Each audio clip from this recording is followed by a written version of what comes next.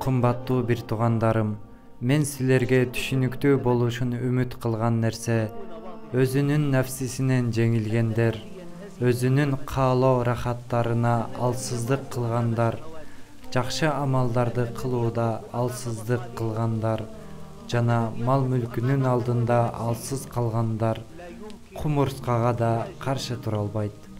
Ошондуктан эң маанилүү хадистерден Пайгамбарыбыз саллаллаху алейхи вассалам баяндады. Акыйкатта эң фазилеттүү жихад нафс жана каалоолорго болгон жихад. Өзүнүн нафсисинен жеңилген кантип душманга каршы турат? Өз каалоолорунан жеңилген кантип акыйкатка, динге жардам бермек? Силерге айта турган окуя Пайгамбарыбыздын доорундагы бир жигит. Аны сиро жазуучулары аябай түрүсуук деп сыпатташкан. Ал пайгамбарыбызга барып: "Эй Аллахтын элчиси, мен эмне кылам?" Ал саллаллаху алейхи вассалам айтты: "Сен Аллахтан башка Кудай жок экенине жана мен анын элчиси экендигиме күбөлүк келтир. Намазыңды тургуз, зекет бер, ажылыкка бар жана Рамазанда орозо карма." Ал айтты: "Буларды аткарсам Аллахтан мага эмне сыйлык?" Айтты: "Эгер аткарсаң мени менен бейиште болосуң." Ошондо айтты: "Эй Аллахтын элчиси, айланаңдагылар мени үйлөндүрбөй жатышканына эмне дейсиң? Түрүм суук болгону менин күнөөм эмес го. Аллах Таала ушундай жаратты мени." Пайгамбарыбыз таасирленди да айтты: "Паланчанын үйүнө бар да Аллахтын элчиси кызыңарга үйлөнүшүмдү айтты деп айт." Алардын үйүнө барып кызын сурады. Атасы көрөр замат баш тартты: "Бул менин кызымдын күйөөсү болушу мүмкүн эмес." Анын кызы ал жигиттин каалоосун жана атасынын четке какканын угуп мындай деди: "Эй атаке, пайгамбарыбызга вахий келип, бул кылганың кабарланып калаарынан коркпойсуңбу? Эгер сен мен үчүн баш тарткан болсоң, а мен ыраазымын. Бул Аллахтын элчисинин каалоосу." Атасы дароо пайгамбарыбызга барды. Пайгамбарыбыз аны айыптады. Айтты: "Аллахка касам ичем, о Аллахтын элчиси, аны жалган айтты деп ойлопмун. Аллахка күбөлүк берем, ага кызымды бердим." Ал жигит пайгамбарыбызга келди. Колунда эч нерсеси жок. Айтты: "Эй Али, эй Абдурахман, эй Саад, анын махрын каржылап бергиле." Пайгамбарыбыздын сахабалары ушундай болушкан жана 3 сахаба анын 600 дирхам болгон махрын каржылап беришти. Кийин базарга үй эмеректерин сатып алуу үчүн барышты. Себеби кечинде нике түнү болмок. Ошол учурда жихад боло турган болуп, жихадка чакырылат. Үйлөнүштү каалап жүргөн бул жигит эмне кылат?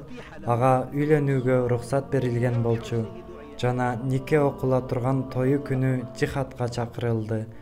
Пайгамбарыбыз менен жихадка чыгат жана жихадда шейит кетет. Бул пайгамбарыбызга аябай катуу таасир этти. Ошондо өз колдору менен кепинге орогону риваят кылынат. Ага намаз окуп, жерге берип, аябай ыйлайт. Анан мынтип айтат: "Ал мени менен бейиште болот." Дагы айтат: "Аллах Таала аялынан да жакшы нерсеге алмаштырды." Сиро жазуучулары ал кыз аябай сулуу деп сыпатташкан. Пайгамбарыбыз ал кыздын: "Эй атаке, сен мен үчүн баш тарткан болсоң, а мен ыраазымын. Бул пайгамбарыбыздын каалоосу" деген кереметтүү сөзүн укканда анын атасына айтты: "Аллах Таала кызыңа береке берсин, өмүрүнө жана малына береке берсин. Ал кыздын өмүрү узун жана эң бай болгону риваят кылынат." Туугандарым, о туугандарым, мусулмандар ушундай даражада болушса, дүйнөнү алышмак. Башкалар бизге карыздар болмок. Себеби пайгамбарыбыздын сахабалары Аллахты сүйүшүп, буйругуна баш ийишип, кымбат арзандын нефс каалоонун ордуна кой кайтарган чабан болушуп, кийин бүтүн үммөттүн башчысына айланышкан. О бир туугандарым, Аллага касам, силерге колуңардан келбеген нерсеге милдеттендирбейм. Аллага касам ичем, өзүмдү ордуңарга коюп, өзүм да силер менен бирге милдеттенем. Өзүңдүн нефсиңе жана каалооңо каршы жихад кыла албайсыңбы? Өзүңдүн нефсиңе жана каалооңо каршы жихад кыла албайсыңбы? Согушту, жихадты башка жерге коюп тур. Анын чектерин, майда чүйдөсүн, шарттарын жана эрежелерин баарын башка жерге коюп тур. Бир мусулман өзүнүн нефсисине, каалоолоруна каршы күрөшө албайбы? Үйүнө исламды тургуза албайбы? Амалдарына шарият менен өкүм чыгара албайбы? Өзүнүн баардык үй бүлөсүнө шарият өкүмүн бере албайбы? Аллах Таала ыраазы болбогон баардык шектүү нерселерден алыс тура албайбы? О туугандарым, бул аябай маанилүү. Эң маанилүү жихад бул нефске жана каалоолорго болгон жихад. Жихад 4 мартабадан турат. Нефске жихад, шайтанга жихад, капырларга жана эки жүздүүлөргө болгон жихад. Капырларга жана эки жүздүүлөргө болгон жихадты башка тарапка коюп туралы. Нефске болгон жихад. Улуу аалымдардын бири айтты, жихад 4 мартабадан турат деп. Мен колумду жарамдын үстүнө коем жана силер каадыр болгон нерсени гана айтам. Колуңардан келбеген нерсени жүктөбөйм. Бул ар бир мусулман үчүн кайсыл жерде болбосун эч кимдин алдында жооп бербестен мүмкүн болгон нерсе. Нефсисине жана каалоосуна болгон жихад.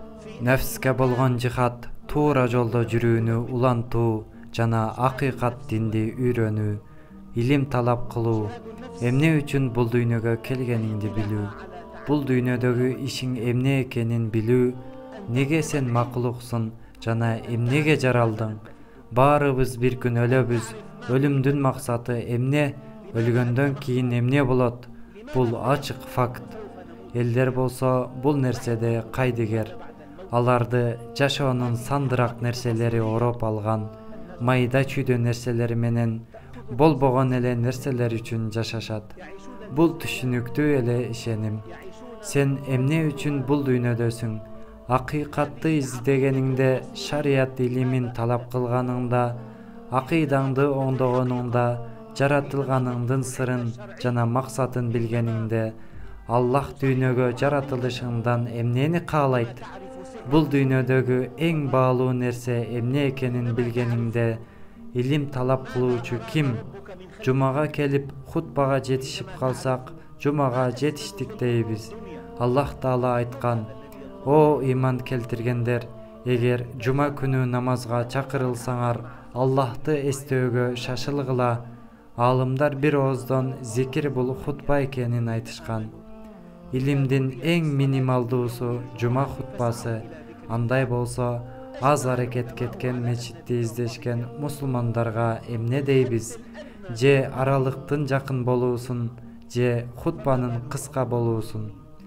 Кудум жонуна оор жүк ташып жүргөн ошол жүктү алып койгондой болушат. Тууганым, хутба темасына кирип калдык. Жихадтын бир түрү да нафска каалоого болгон илим алуу жихаты. Ким экениңди билүү, сен эң биринчи макулуксуң. Бул дүйнөдөгү милдетиң эмне экенин билүү, амалыңды оңдоо үчүн жаратылышыңдын себебин билүү. Бул биринчи жихад. Акыйкатты табууга умтулуу, туура жолду билүү, Аллахтын китебин жана элчисинин сүннөтүн үйрөнүү. Бул убакытты талап кылат. Менин буга убактым жок дегендер. Убактың анда эмне үчүн? Болгон убактың анда эмне үчүн? Кыямат күнү Аллахка эмне деп жооп бересиң? Акыйкат күн келгиче адамдар менен тартышчу элек жана акыйкат күнүн четке какчу элек. Ал күнү шапаат кылгандардын шапааты жардам бербейт. Эмне үчүн эскертүүлөрдөн жүз үйрүшкөн, Кудум үркүп коркуп качкан төө сыяктуу арстандан качышат. Аллах Таала хадиси кудсиде мындай дейт: О адам баласы, менин султандыгым турганда эч кимдин бийлигинен жана султандыгынан коркпо, а менин султандыгым эч качан бүтпөйт. О адам баласы, рызкынын тартыштыгынан коркпо, менин байлыгым толо жана эч качан бош болбойт. О адам уулу, мен сени ибадат кылуу үчүн жараттым, оюндарга берилип кетпе. Мен сенин рызкыңды бөлүп койдум, андыктан өзүңөрдү чарчатпагыла. Бул иштеп чарчаба деген эмес, тескерисинче кайгы менен жүрөгүңдү чарчатпа. Колуң бутуң иштеп турганда жүрөгүң Аллахка таянышы керек. Мен силерди ибадат кылуу үчүн жараттым, ойнобогула. Силерге рызкыңарды кепил кылдым, чарчабагыла. Мен даңкыма жана улуулугума ант берем, эгер мен сага берген нерсеге ыраазы болсоң, ошондо мен сенин жүрөгүңө жана денеңе жеңилдик берем. Ошондо менден мактоого татыктуу болосуң. Тескерисинче, эгер мен сага берген нерсеге ыраазы болбосоң, анда менин улуулугума ант болсун, мен дүйнөнү сага каршы кылып коем. Сен ал жакта кудум жапайы жаныбарлардай чуркайсың. Ошондо бул дүйнө жашоосунан мен сага берген нерселерди гана аласың. Эй адам уулу, мен 7 асман менен жерди оңой эле жараттым. Сага бир кесим нан жөнөтүү мага кыйын болмок беле. О адам уулу, мен сенден эртеңки амалыңды сурабаганымдай эле, сен да менден эртеңки күндүн рызкысын сураба. Эй адам уулу, мен сени сүйөм, ошондуктан сенде болгон акым үчүн мени да сүйгүлө.